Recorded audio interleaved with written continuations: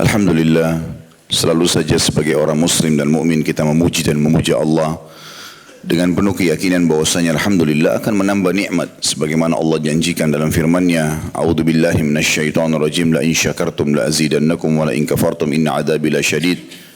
Kalau kalian bersyukur kepadaku aku akan tambah, dan kalau kalian kufur maka azabku sangat pedih. Dan termasuk dalam nikmat selain mendapatkan makanan, minuman, pakaian dan fasilitas, juga selamatnya seseorang dari mara bahaya. Karena dengan sembuhnya penyakit, dengan terlunasinya utang dan segala macam hal seperti di zaman kita sekarang ada wabah, terselamatkan itu adalah sebuah nikmat. Maka alhamdulillah bisa juga salah satu penangkal atau menjadi penangkal daripada mara bahaya. Juga selanjutnya kita panjatkan salawat dan taslim kepada Nabi besar Muhammad sallallahu alaihi wasallam, manusia yang telah Allah utus kepada kita untuk membawa hukum halal haramnya Allah, sehingga kita punya panduan hidup, tahu mana boleh, mana yang tidak boleh, mana yang diperintahkan dan dilarang oleh Sang Pencipta Allah. Dan juga mengucapkan salam hormat ini dijanjikan akan dibalas oleh Allah Subhanahu wa taala dengan rahmat yang luas. Oleh karena itu kita selalu mengucapkan salam hormat tersebut. Melanjutkan pada buku kita, kitab Adab Mufrad yang tulis oleh Imam Bukhari rahimahullah, dan semoga Allah berkahi, kita akan masuk ke pasal atau bab 145, orang mukmin bukanlah suka mencelah. Kita akan masuk ke hadis kita pada pagi ini nomor 312 ya, di halaman 320. Imam Bukhari rahimahullah berkata, Ahmad bin Yunus mengabarkan kepada kami, ia berkata, Abu Bakar bin Ayyash mengabarkan kepada kami dari Al-Hasan ibn Amr, dari Muhammad bin Abdurrahman bin Yazid dari ayahnya, an Abdullah anin Nabi sallallahu alaihi an Abdullah radhiyallahu anhu anin Nabi sallallahu alaihi wasallam qala laisa al-mu'minu bit-ta'ani wala al-la'ani wala al-fahishi wala al-fahishi wala al-badhi.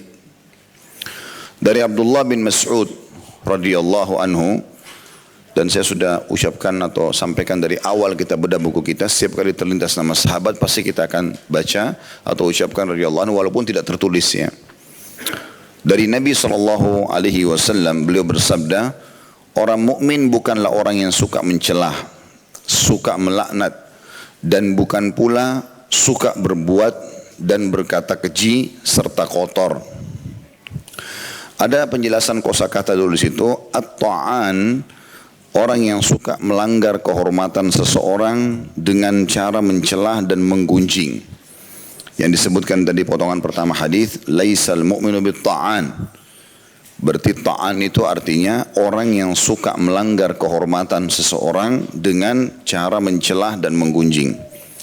Kemudian la'an adalah dijelaskan pada hadis nomor 309, kata beliau tentang masalah makna laknat, yaitu dijauhkan dari rahmat Allah atau mendoakan keburukan.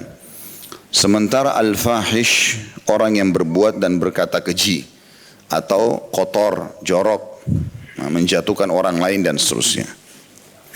Kandungan hadis ini ditulis di sini ada 3. Yang pertama, kewajiban menahan diri untuk tidak melanggar kehormatan orang lain. Yang kedua, tidak boleh mendoakan orang mukmin agar dijauhkan dari rahmat Allah. Dan yang ketiga, kewajiban menjauhi perbuatan dan perkataan yang keji dan wajib membersihkan lisan dari segala kotoran. Kita akan masuk lebih dalam membahas hadis ini seperti biasa.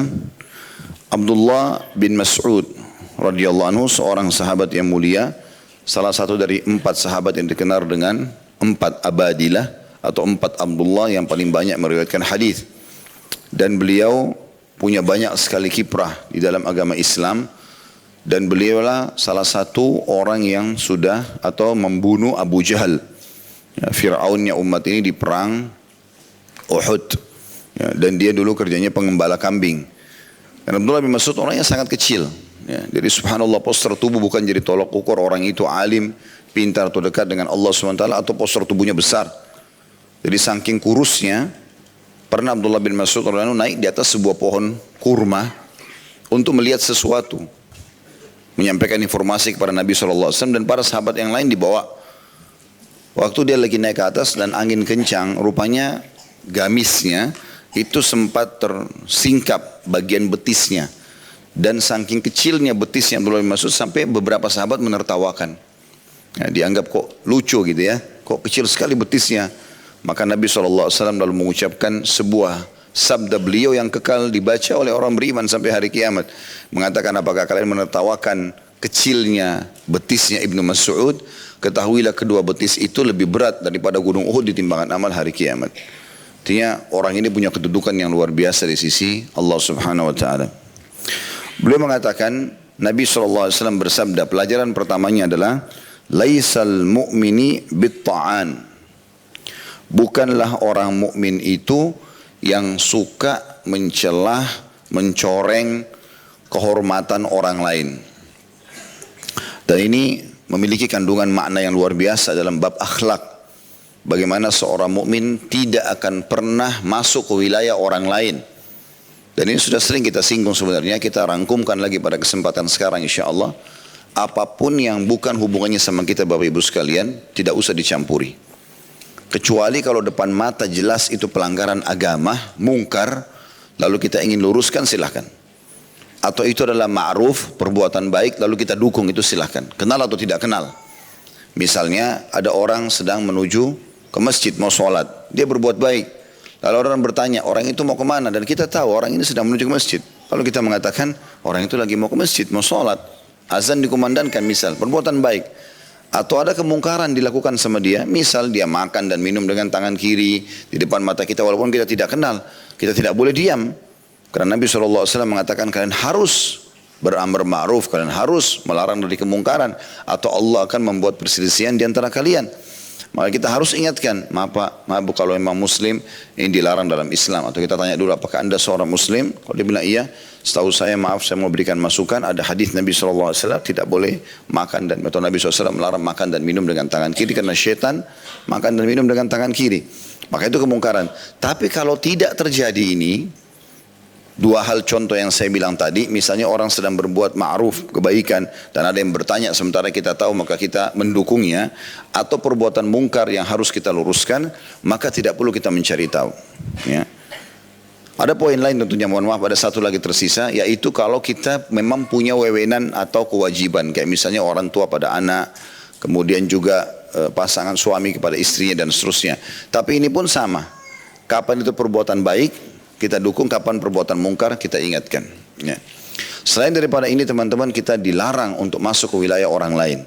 Mencari tahu tetangga masak apa hari ini, dia pakai baju apa, kenapa dia beli mobil merek itu, kenapa dia cat temboknya dengan warna itu, kenapa ini dan itu bukan urusan kita. Kenapa bapak ini kalau ke masjid selalu pakai sarung yang sama, kenapa kopiahnya sama, kenapa ibu itu pakai jilbab itu terus, urusannya sama kita apa? Nggak perlu.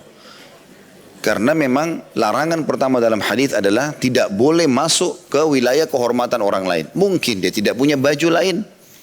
Mungkin memang dia miskin. Gitu kan? Termasuk dalam masalah ini tidak kalah penting dan sudah sering kita ingatkan. Kalau ingin bertanya sesuatu pada orang, maka pertanyaan itu tanyakan dulu pada diri kita. Ini perlu nggak saya tanyakan? Kita tanya dulu diri sendiri. Kalau kita memang merasa perlu, misalnya orang ini pakai baju, kita lihat bagus. Memang kita perlu untuk menanyakan di mana dia beli, supaya kita beli juga. Itu tidak masalah. Perlu, gitu kan?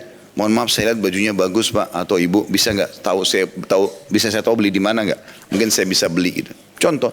Tapi kalau hanya sekedar mau tahu, kenapa si fulan pakai kuning, kenapa pakai biru, kenapa pakai itu, semua satu taklim ditanya, untuk apa gitu?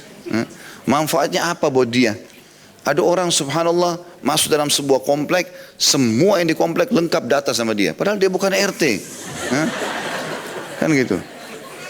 Ya, saya saat umrah kemarin, bimbing umrah berapa kali di travel kami orang ikut umrah. Hampir semua jemaah tidak banyak yang saya kenal. Mereka kenalkan diri iya. Tapi kalau saya yang datang cari tahu informasinya, bapak tinggal di mana, kerjanya apa, ibu, dan tidak pernah saya tanya itu. Mereka datang kenalkan diri ya sudah. Ada sesuatu yang mereka bertanyakan agama silakan. Mau orang kaya, mau orang miskin bukan urusan saya gitu. Nanti ada satu jemaah yang datang kepada saya, Ustaz ini si fulan jenderal, ini si fulan ini si fulan itu. Baik, ini orang sebenarnya jemaah biasa. Untuk apa dia dapat datanya semua orang gitu kan? Belum tentu orang suka itu. Misal contoh, ada orang datang lalu kita tanya, ibu-ibu misalnya tanya temannya, mana suamimu? Pertanyaan ini perlu ditanya dirinya dulu sendiri. Perlu nggak saya tanya ini suaminya orang ini? Untuk apa? Manfaatnya apa? Gitu kan? Bisa saja dia baru cerai. Misal, atau dia lagi bertengkar sama suaminya, gitu kan? Atau juga gitu seorang bapak, gitu kan? Tanya istrinya, istri mau mana? Mungkin dia baru cerai, mungkin istrinya baru meninggal, mungkin segala macam. Jadi tanya dulu, perlu nggak saya nanya ini? Kalau nggak perlu nggak usah nanya, gitu kan? Nggak perlu, karena nanti khawatir masuk kepada kehormatan orang, gitu. Kita tanya anaknya berapa? Manfaatnya apa kita tanya anaknya orang berapa? Gitu kan? Mungkin dia tidak punya anak, mandul. Ada orang begitu ya. Saya pernah duduk sama beberapa orang ikhwah. Waktu ngobrol ternyata ada yang bertanya masalah anak. Keutamaan punya anak, saya jelaskan. Ternyata di situ ada seorang ikhwah yang sudah 10 tahun lebih menikah nggak punya anak. Dan dia sedih gitu kan. Sampai terakhir closingnya dia menanyakan, Ustaz, bagaimana kalau orang yang tidak punya anak? Saya baru terenyuh pada saat itu. Ternyata orang tidak semuanya punya anak. Itu padahal kita lagi jelaskan hukum syar'i bagaimana kalau punya anak. Ternyata ada orang yang tidak punya anak, contoh gitu kan. Atau kita menanyakan, membanggakan masalah pekerjaan atau menanyakan orang ini bekerja apa dan segala macam. Mungkin ada di situ pengangguran dan segala macam hal. Jadi harusnya kita lebih hati-hati masalah ini. Kalau perlu tanyakan, kalau tidak maka tidak usah. Walaupun itu orang dekat kita. Walaupun orang dekat kita. Kalau kita tidak tahu ya sudah. Dia cerita silakan, dia nggak cerita ya sudah. Kita nggak perlu cari tahu. Jadi selalu saya ingatkan, kalau lagi santai jangan sibuk buka kontak. Cari siapa orang yang harus dicari informasinya hari ini, ya. Sibuk dengan itu, WA orang, baca grup ini. Yang saya unik kadang-kadang ada orang sibuk baca profilnya orang, baca statusnya orang. Untuk apa, gitu kan? Mohon maaf, saya pribadi bahkan melihat juga menulis status ini lebih baik jangan. Jadi darurat sekali ya. Ini status setiap hari update luar biasa gitu. Satu hari mungkin bisa 10 ya status. Pindah sini, saya lagi ke sini. Jadi seperti dia informasikan satu dunia kalau saya beraktivitas ini. Tapi kalau lagi ibadah kan bisa riya. Kan gitu. Untuk apa gitu? Manfaatnya apa? Kecuali darurat sekali misalnya perusahaan pindah alamat. Butuh tulis status, oke lah, masuk akal gitu kan.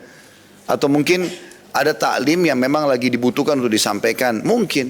Tapi kalau kita terus menceritakan tentang apa yang kita kerjakan sehingga ada hal-hal yang kadang-kadang tidak perlu orang tahu. Gitu kan? Akhirnya orang jadi tahu, ini sebaiknya jangan. Ini saran saya saja. Mudah-mudahan ini bisa difahami tentunya. Karena saya tidak tahu di sini siapa yang suka tulis status, tapi itu sudah menjadi ya, sebuah simbol di zaman kita sekarang. Saya ingatkan, istri saya pun saya ingatkan selalu. Hati-hati, tidak usah tulis status. Untuk apa sibuk dengan status ini? Gitu kan? Maka harus hati-hati karena nanti akhirnya bisa membuka celah orang masuk ke dalam kehormatan kita. Gitu kan? Sama juga kalau Allah berikan nikmat teman-teman sekalian, tidak usah dipamer. Nggak usah dipamer. Allah berikan anak yang lucu, pamer fotonya anak itu. Pajang. Allah berikan apa, dipajang. Ada orang pajang, baru beli baju baru, merek terkenal, foto, pajang. Untuk apa? Udah nikmati aja gitu kan. Nggak usah dipajang, karena pajang ini bisa mengundang orang-orang yang hasad, ya kan? Orang tidak suka gitu. Saya sampai pernah ada seorang jemaah juga begitu. Jadi dia setiap beli barang baru, mahal bermerek pasti difoto. Dan di status dia pindah-pindah semua itu. Saya nggak tahu. Ada satu orang yang ingatkan, Ustaz, orang ini kan dekat sama antum Ustaz. Saya sempat mendapatkan informasi dari ikhwah karena satu grup atau gimana. Ini orang selalu aja seperti ini keadaannya. Khawatir nanti dia ria, khawatir nanti dia sombong segala macam. Akhirnya saya ingatkan memang, akhi Afwan mau berikan masukan. Antum kalau Allah karunia rezeki, beli barang-barang yang antum sukai, Allah juga mudahkan itu memang antum dapatkan, nikmati saja. Nggak usah dipamer sama orang.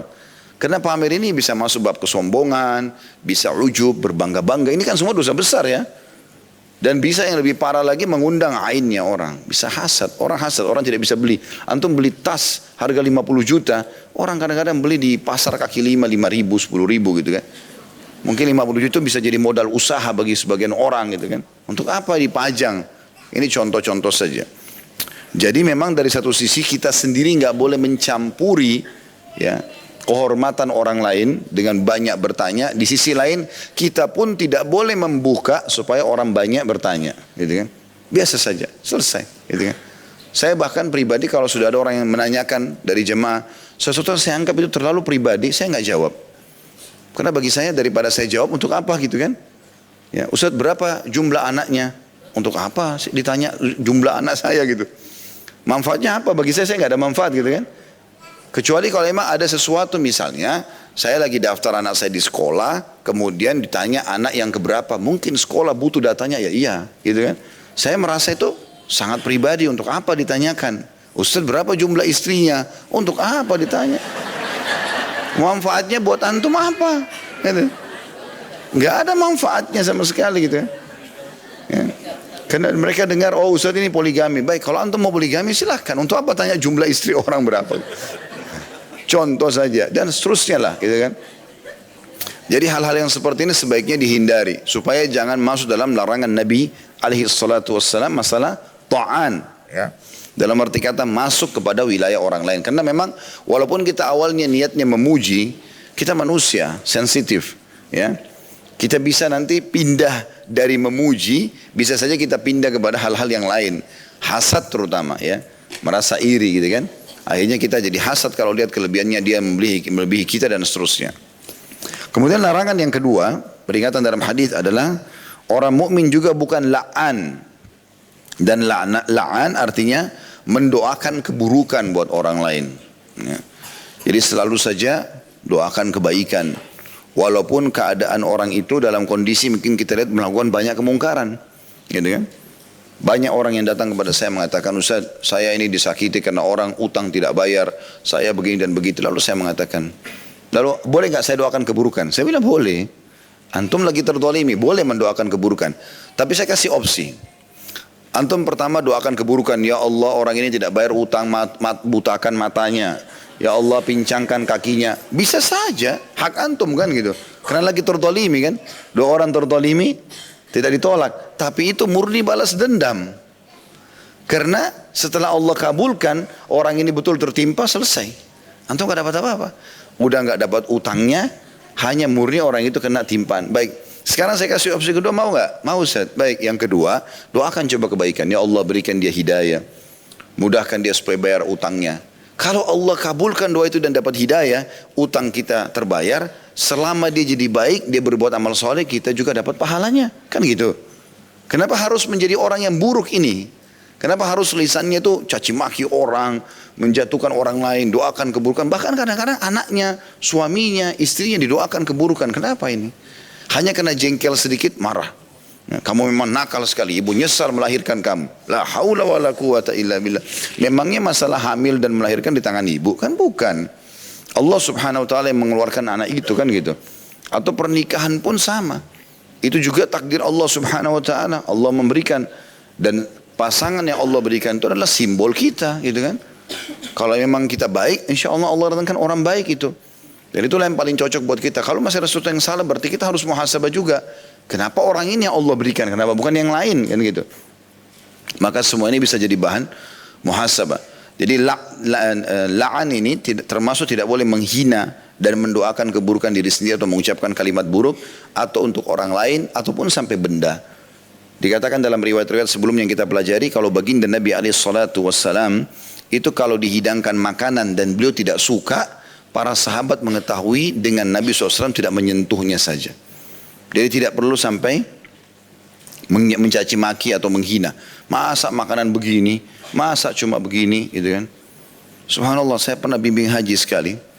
Allahu alam, saya ini menurut yang kita lihat saja depan mata waktu itu ya. Ada salah satu jemaah, makanan kita masya Allah, tabarakallah. Waktu itu kami belum punya travel, masih travel orang. Waktu itu saya bimbing haji beberapa tahun yang silam, gitu. Kemudian makanan saya lihat masya Allah bagus, hotel juga bagus, nggak ada masalah. Bahkan tiap hari kita makan daging gitu. Maka yang saya lihat orang ini, rupanya saya tidak tahu, tapi ada jemaah yang membahasakan waktu kami pas dari hotel pindah ke Mina di kemah, terus tiba-tiba orang lagi sholat jatuh, dia mendengkur dari mulutnya seperti suara sapi gitu. Dan lama dia pingsan, nggak sadar gitu. Setelah sadar baru alhamdulillah bergabung lagi. Tapi ada satu orang yang bilang, Ustaz ini orang hampir tiap hari menghina makanan di hotel. Dan selalu bilang, masa kita seperti sapi dikasih makanan begini terus? Apa karena itu Allah kasih dia seperti ini? Allahu a'lam. Nikmat Allah besar, kenapa harus dihina? Bisa saja, gitu kan? Bisa saja. Begitu yang terjadi pada Bani Israel pada saat Allah SWT berikan mereka manna wassalwa, makanan yang enak, manis. Mereka malah minta makanan yang dari tanah. Bawang-bawang segala macam. Padahal Allah turunkan dari langit makanan buat mereka. Alasannya mereka bosan, jenuh. Ini karena kufur nikmat, ya, karena kufur nikmat. Itu. Maka ini juga termasuk hal yang harus diperhatikan. Perbanyak bersyukur kepada Allah Subhanahu wa taala. Lisan kita masih bisa merasakan makanan, alhamdulillah, oh ini manis, oh ini pedas, oh ini asam, ini segala macam, alhamdulillah. Kita masih bisa menelan, alhamdulillah. Perut kita masih bisa mengelola sehingga sebagian jadi energi, sebagian jadi kotoran dikeluarkan, alhamdulillah. Sebuah nikmat yang luar biasa gitu. Jangan sampai kita mengucapkan kata-kata yang tidak baik. Begitu juga dengan pakaian, begitu juga dengan tunggangan, tempat tinggal, bersyukurlah. Karena dunia ini teman-teman, bagi seorang mukmin tempat berlalu saja. Tempat berlalu. Allah SWT sebutkan dalam banyak firman-Nya, dalam banyak juga sabda Nabi SAW tentang masalah dunia. Di antaranya, hadis riwayat Imam Muslim, kata Nabi SAW, hadis sahih, Allah telah menjadikan apa yang dikeluarkan oleh anak Adam, maksudnya dari kotoran, maaf, air seni dan juga tinja, ya Allah jadikan apa yang keluar dari anak Adam itu perumpamaan untuk dunia. Jadi dunia ini bukan target kita. Kita lalui. Apa yang Allah berikan sebagai fasilitas kita nikmati, kita lakukan sebaik mungkin untuk beribadah kepada Allah Subhanahu wa taala. Berapa banyak orang yang miskin di dunia, susah hidupnya tapi menjadi pangeran dan ratu di surga dengan derajat yang tinggi, gitu kan? Karena memang targetnya adalah akhirat, bukan dunia. Kalau Allah SWT berikan kita nikmat, kita syukuri, ada cobaan kita bersabar, itu kata kuncinya. Jadi tidak usah terlalu berlebihan dalam masalah tamak terhadap dunia ini yang akhirnya membuat kita lupa dan lalai, gitu kan. Walaupun kita boleh mengejar yang terbaik, ya. Kemudian selanjutnya yang ketiga, larangannya adalah walal fahish, dan bukan juga orang yang fahish. Fahish itu pelaku perbuatan keji, tindakannya perbuatan keji, suka mukul, suka teriak-teriak, ya. Perbuatan dia keji. Yang keempat, walal bazi. Bazi ini sama, keji juga, kotor, jorok, ya, kasar, tapi dari lisan. Suka mencaci maki dengan lisan, ya, dan segala macam. Ini dua perbuatan yang disebutkan langsung sekaligus fahish dan juga bazi, dilarang oleh Nabi SAW yang ada atau ada pada seorang mukmin, ya. Jadi berarti orang mukmin itu selalu baik, santun, ramah. Memang itu sifatnya. Baik dalam kondisi dia marah ataupun dia tenang, gitu kan. Dan bukan berarti teman-teman sekalian kita mengalah dalam beberapa keadaan, berarti kita ini pengecut, tidak. Justru kita bisa nilai kedewasaan seseorang pada saat dia tidak terbawa dengan emosinya, gitu kan. Ada orang mengajak bertengkar, ada orang mengajak ribut, ada orang mengambil haknya. Dia coba ingatkan, tidak mau dengar, ya sudah ditinggalkan sama dia. Dengan penuh keyakinan kalau Allah Subhanahu wa taala Maha melihat, Maha mengetahui, dan Allah punya cara menghukum orang-orang yang salah, dan Allah memberikan dukungan dengan caranya juga orang-orang yang benar. Jadi tidak perlu kita khawatir sebagai seorang mukmin. Hadis selanjutnya nomor 313. Kata Imam Bukhari rahimahullah, Khalid bin Makhlad mengabarkan kepada kami, ia berkata, Sulaiman bin Bilal mengabarkan kepada kami dari Ubaidullah bin Salman dari ayahnya, an Abi Hurairah radhiyallahu anhu, anin Nabi sallallahu alaihi wasallam qala, la yanbaghi lidzil wajhaini an yakuna amina. Dari Abu Hurairah radhiyallahu anhu dari Nabi sallallahu alaihi wasallam, beliau bersabda, orang yang bermuka dua atau munafik tidak layak menjadi orang yang dipercaya. Ada penjelasan kosakata di situ, dzul wajhain. Maksudnya orang yang memiliki dua wajah adalah orang-orang munafik. Mereka memuji satu kelompok dan menghina kelompok lain. Imam Nawawi rahimahullah berkata, orang-orang munafik adalah orang-orang yang mendatangi satu kelompok lalu menampakkan sikap seolah-olah dirinya menjadi bagian dari mereka dan menyelisihi musuh kelompok tersebut. Kandungan hadis yang pertama, orang yang bermuka dua adalah orang yang menghiasi aib yang ada pada satu kelompok tapi menjelek-jelekkannya di kelompok lain, dan mencela setiap kelompok tidak di depannya tapi di depan kelompok lainnya atau lawannya. Perbuatan ini tercela. Yang kedua, orang yang terpuji adalah orang yang memuji masing-masing kelompok di hadapan kelompok lain dengan tujuan mengislah atau mengadakan perbaikan dan perdamaian di antara dua kelompok. Hadis ini memberikan gambaran kepada kita pelajaran penting sekali. Salah satu akhlak seorang muslim, dia tampil apa adanya. Sering kita ingatkan itu. Suka ya suka, tidak suka tidak suka. Mau beli ya beli, tidak mau beli bilang tidak mau beli. Selesai. Tidak ada sesuatu yang samar bagi seorang muslim. Apa yang nampak di dia, itulah yang ada dalam hatinya. Apa yang dia sembunyikan dalam hatinya, itulah yang nampak dalam sikapnya. Jadi tidak ada sesuatu yang samar. Nabi SAW kalau suka beliau membahasakan, kalau benar beliau dukung, kalau salah beliau ingatkan, selesai. Jadi tidak ada sebuah PR dalam kehidupan kita. Itu sifat dasarnya seorang muslim gitu. Ada orang tidak, depan kita senyum, tapi dalam hatinya gerutu misalnya. Enggak, bahasakan baik-baik kalau memang tidak suka. Maaf, ini perbuatan saya tidak suka gitu. Kita bahasakan baik-baik. Istri saya sudah sangat kenal, tahu kalau ada sesuatu yang saya tidak suka, saya bahasakan. Saya tidak suka, selesai. Jadi tidak usah berlarut-larut. Kalau mau perbaiki, ayo saya bantu. Selesai, kan gitu. Jadi jangan kita memendam sesuatu karena kita belum membahasakannya, belum menasehatinya, belum menyampaikan, mengutarakan apa yang kita inginkan. Apalagi dalam masalah rumah tangga. Seringkali terjadi keributan hanya karena masalah ini saja. Belum komunikasikan, lalu berharap pasangannya menjadi seperti yang dia harapkan. Ini nggak mungkin terjadi. Ya, begitu juga dengan anaknya, begitu juga dengan sahabatnya. Maka harusnya difahami tentu masalah ini. Baik, kita masuk kepada bahasan ini. Nabi SAW melarang cirinya orang yang ditolak untuk menjadi orang yang bisa dipercaya. Maksudnya jadi suami, jadi istri, jadi teman, partner bisnis, jadi pemimpin, jadi muadzin, jadi imam. Ini semua nggak boleh. Kalau dia memiliki dua wajah. Cirinya, kata Imam Nawawi tadi disebutkan. Ciri mereka adalah kalau mereka datang ke satu kelompok, misalnya ada dua kelompok atau dua komunitas yang bermusuhan. Dia datang ke kelompok A, dia memuji-muji kelompok A dan menyalah-nyalakan kelompok B. Tapi dia kalau pergi ke kelompok B, dia nyalah-nyalakan kelompok A dan mendukung kelompok B. Sehingga dia merasa aman di dua sisi. Dan itu yang terjadi di zaman Nabi SAW dari kaum munafikin. Mereka kalau berkumpul sama orang-orang beriman, mereka mengatakan, kami bersama kalian. Memang tuh orang kafir begini dan begitu, mencaci maki, bahkan mereka yang paling besar lisannya berbicara gitu. Tapi kalau pergi kepada orang-orang kafir, kami hanya menipu orang beriman itu. Kami bersama kalian, gitu kan? Seperti itu sifat mereka. Tapi naudzubillah tentu harus jauh dari sifat seorang muslim. Makanya dikatakan di kandungan hadis yang kedua tadi, orang mukmin adalah orang mukmin yang bicara apa adanya. Di kelompok A dia bicara apa adanya, di kelompok B dia bicara apa adanya. Yang benar-benar, yang salah-salah. Seperti itulah. Tidak ada rekayasa, tidak ada manipulasi dan seterusnya. Itu yang dimaksud dengan hadis ini. Dan kalau ada orang yang cirinya seperti ini, dua wajah, maka tidak boleh sama sekali dipercayakan apapun. Udah jelas ditolak, udah.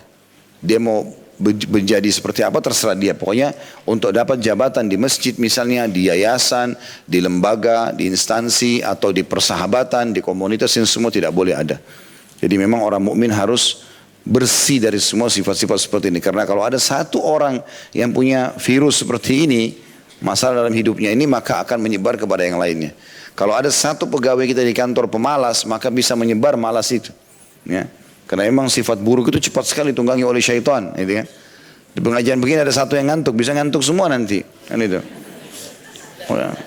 Makanya kalau yang ngantuk itu diulus-ulus belakangnya oleh temannya sama jenis tentunya. Jangan ngantuk ya. Karena bisa nyebar. Lama-lama saya juga ikut tidur gitu kan.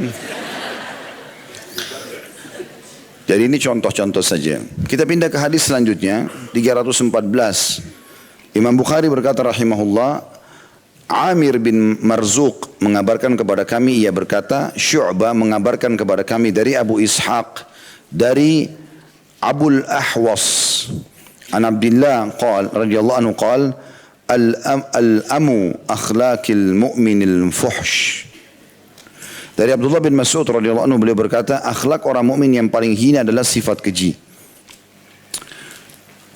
Yang dimaksud dengan al-la'um atau al-amu, ya. Al-la'am lawan dari al-karam. Maksudnya adalah berkumpulnya sifat-sifat buruk seperti kikir, merendahkan orang lain, kasar dan lain-lain dalam diri seseorang.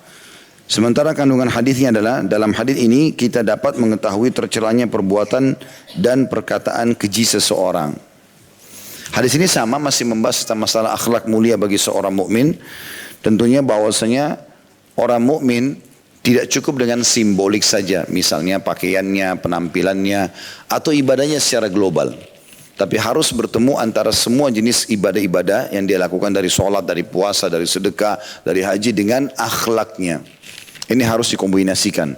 Kalau dia bisa mempertemukan antara sholatnya, antara puasanya, antara apa saja yang dilakukan dari kebaikan ibadah dengan akhlak yang baik, dia juga santun, dia juga ramah, dia juga dermawan segala macam, maka ini baru dikatakan sempurna keimanannya. Tapi kalau orang itu mukmin iya, mukminah iya, pakaiannya syar'i, bagus. Kalau pengajian selalu hadir, selalu nulis dan seterusnya. Tapi kita temukan lisannya tajam, suka caci maki orang ini. Semua orang digosipin sama dia. Berarti nggak benar. Ya. Dan ini disebutkan dalam hadis ini. Sebagaimana sering kita dapatkan itu ya. Di majelis-majelis ta'lim sekarang, ya, sudah mulai faham agama. Mereka sudah tinggalkan zina, mulai mau tinggalkan riba, mulai ini. Tapi nggak ditinggalkan gosip, ghibah. Di majelis ta'lim jadi majelis gosip. Oh, si fulan itu baru cerai sama suaminya. Si fulan baru cerai sama istrinya. Oh, itu si fulan itu kemarin anaknya masuk penjara. Si fulan begini dan begitu, macam-macam. Jadi mencari informasi yang aneh-aneh tentang orang gitu. Tidak usah teman-teman sekalian, datang majelis belajar. Sibukkan diri dengan ilmu. Ada seseorang pernah hadir di majelisnya, Iyas Al-Muzani rahimahullah, salah satu ulama tabi'in. Dulu di ujung, enggak banyak bicara orang itu. Dia dengarkan terus apa yang manfaat ditulis sama dia. Bertahun-tahun begitu. Lalu Iyas Al-Muzani rahimahullah orang cerdas, ulama besarnya muslimin. Sampai dikatakan dalam pepatah, kalau mau lihat kecerdasan, lihat kecerdasan Iyas Al-Muzani. Teman-teman bisa ketik tentunya di Google banyak artikel tentang Iyas Al-Muzani. Juga ceramah saya pernah ceritakan beberapa cuplikan tentang beliau. Yang jelas, dia tanya orang itu. Dia bilang, di antara semua orang yang hadir, hampir semuanya pernah bertanya, kenapa anda nggak pernah bertanya sekian tahun? Orang itu mengatakan, Allah berikan saya 2 telinga, untuk saya lebih banyak mendengar. Karena Allah berikan saya 1 lisan, artinya telinga lebih banyak jumlahnya daripada lisan. Maka saya lebih baik mendengar, maka saya aman. Dan saya diam, saya juga aman. Kalau perlu saya tanya. Kata Iyas Al-Muzani, saya terus mengulangi perkataan orang itu di taklim saya, untuk menjadi sebuah kata-kata hikmah. Artinya, kalau perlu iya, kalau enggak. Ada orang begitu subhanallah. Memang dia diam, tapi dia mengambil banyak manfaat. Gitu kan? Jadi ini poin saja tentunya yang bisa kita ambil pelajaran. Ada orang terlalu banyak bicara, tapi mungkin tidak ada manfaat yang bisa diambil darinya atau dia memberikan manfaat kepada orang lain. Kemudian di dalam hadis yang terakhir kita dalam bab ini, nomor 315, Imam Bukhari berkata rahimahullah, Muhammad bin Abdul Aziz mengabarkan kepada kami, ia berkata, Marwan bin Muawiyah mengabarkan kepada kami, ia berkata, Muhammad bin Ubaid al-Kindi al-Kufi mengabarkan kepadaku dari ayahnya, ia berkata, Sami'tu Ali bin Abi Talib radhiyallahu anhu, di sini katakan salawatullahi alaih, yaqul lu'inal la'anun. Qala Marwan alladhina yal'anuna an-nas. Aku mendengarkan Ali bin Abi Thalib radhiyallahu anhu mengatakan para pelaknat akan dilaknat. Marwan berkata maksudnya adalah orang yang suka melaknat orang lain. Kandungan hadis ini tercelah orang yang suka melaknat orang lain. Selain itu orang tersebut tidak akan aman dari celaan orang lain. Tentu pelajaran yang bisa kita ambil teman-teman sekalian. Sudah menjadi sistem yang Allah SWT ciptakan. Anda kalau berbuat baik sama orang, misal kita senyum, kita ramah, responnya sama. Kalau kita pukul, celah, responnya sama. Sunnatullah. Kecuali orang itu tidak normal. Kita senyum lalu dia pukul, itu lain, aneh, nggak mungkin. Tapi sudah menjadi sunnatullah, kita senyum, kita ramah, balasannya orang begitu. Kita beri, kita juga diberikan begitu. Tapi kapan kita mengganggu, kita mencela, akan sama responnya. Anda bisa menentukan jalan Anda dari situ. Selama kita tidak punya masalah sama orang lain, kita selalu baik, maka akan responnya sama. Kalau ada orang yang coba bertolak belakang dengan sikap baik kita itu, berarti orang itu tidak baik. Sebagaimana Nabi SAW sudah melakukan yang terbaik, memiliki akhlak yang sempurna. Bahkan Allah puji dalam surah Al-Qalam, A'udzubillahi minasyaitonirrajim wa innaka la'ala khuluqin azim. Hai Muhammad, kau benar-benar memiliki akhlak yang sangat mulia. Tapi masih ada orang munafik, ada orang kafir yang benci beliau. Itu tidak dihitung dalam kehidupan Nabi SAW. Karena memang orang yang membenci beliau adalah orang-orang yang sudah tidak baik. Seperti itu Quran itu tolak ukurnya. Kalau kita sudah baik, ada yang membencinya berarti orangnya tidak benar. Gitu kan? Yang penting kita sekarang selalu memberikan yang terbaik. Selalu kita berikan. Karena apa yang kita berikan kepada orang akan seperti itu responnya. Teman-teman kalau sakit, ingin ada yang menjenguk. Sering jenguk orang sakit. Karena itu juga ibadah gitu kan. Yang kata Nabi SAW, siapapun yang menjenguk saudaranya di pagi hari, walaupun sesaat, Allah akan berikan kepada dia atau utus kepada dia 70.000 malaikat, atau Allah siapkan 70.000 malaikat yang memohon ampun untuknya sampai sore hari. Misalnya pagi begini, mampir ke rumah sakit 10 menit, 15 menit lalu kita pulang. Itu dari kita masuk ke rumah sakit itu sampai sore nanti 70.000 malaikat ini memohon ampun buat kita. Bukan satu malaikat. Kalau saya sudah cukup itu 70.000. Dan siapa yang menjenguk saudaranya di sore hari, Allah juga siapkan 70.000 malaikat memohon ampun sama dia sampai pagi hari. Itu kan luar biasa gitu. Contoh saja. Sering jenguk orang sakit berarti menandakan nanti responnya akan sama. Padahal Anda sakit juga akan dijenguk. Ada orang sakit gak ada yang jenguk sama sekali. Karena memang dia selama hidup tidak pernah jenguk orang gitu. Si fulan sakit, ya sudah tersah. Dia gak pusing pokoknya, tidak mau tahu gitu kan. Baik itu kerabatnya, orang dekat sama dia. Maka ini aneh ini. Lalu kemudian dia berharap nanti dia dijenguk orang. Gak mungkin. Selama ini dia gak pernah memberi misalnya. Lalu kemudian satu waktu dia butuh bantuan, lalu dia harap dia bisa dikasih. Gak bakal mungkin terjadi. Selama ini dia kasar, lalu dia berharap orang lembut sama dia. Gak mungkin. Gitu kan. Respon itu akan terjadi sesuai dengan perbuatan dan sikap kita. Ya, ada seseorang kerabat kami pernah haji. Rupanya dia cerita, di antara jemaahnya satu orang tokoh di Indonesia gitu. Orang ini punya jabatan, dia lagi tawaf, rupanya dia berpisah dengan jemaah, lalu dia masuk dalam tawaf. Waktu tawaf, dia selesai tawaf, dia pulang, lalu dia mengatakan, tadi saya lagi tawaf, saya ditampar oleh orang. Kata orang itu. Terus kata kerabat saya ini, kira-kira menurut bapak kenapa sebabnya? Dia bilang, tadi saya sempat mau marah, tapi yang tampar saya karena lebih besar badannya, saya tidak jadi marah. Ternyata dia lagi tawaf, kemudian dia jalan. Orang ini punya kedudukan gitu kan. Seorang jenderal di Indonesia, kemudian dia tawaf. Rupanya dia tawaf sendiri kan, ada ikut sama jemaah, ada orang-orang Turki, kebetulan juga jenderal-jenderal dari Turki yang besar-besar badannya gitu. Rupanya dia desak-desak orang ini, ada satu orang tampar dia. Begitu dia balik mau balas, ini lagi tawaf, orangnya lebih besar, kata dia begitu ceritanya. Hanya kata kerabat saya ini, kira-kira bapak jadikan bahan muhasabah apa? Dia bilang, saya tiba-tiba waktu itu mau marah gak jadi, kayak gak bisa, terus kemudian saya tiba-tiba mengingat, di Indonesia saya sering tampar bawahan saya. Maka Allah kasih juga tamparan di depan Ka'bah lagi gitu kan. Subhanallah, sunnatullah datang seperti itu. Tapi kalau orang baik, orang santun, orang ramah, subhanallah. Ada orang sampai tua, karena dari mudanya baik, orang semua selalu tegur sapa sama dia, jalan sama dia, antarkan sesuatu, berikan sesuatu, karena orangnya baik. Seperti itu kurang lebih manfaat yang bisa diambil daripada hadits ini. Siapa yang melaknat, pasti akan dilaknat. Artinya siapa yang berbuat sesuai dengan perbuatannya. Dia buat baik pada orang, Allah juga akan buat baik sama dia. Dia buat buruk, maka orang juga akan berbuat keburukan.